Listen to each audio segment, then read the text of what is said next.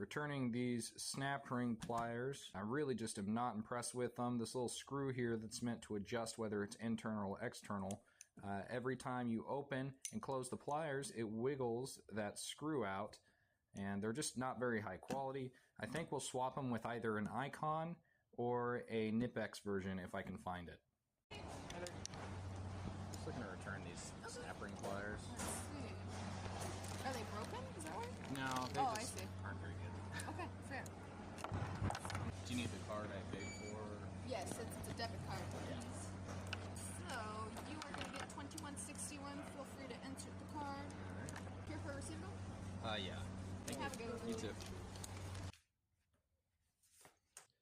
And I think that's going to be the better option.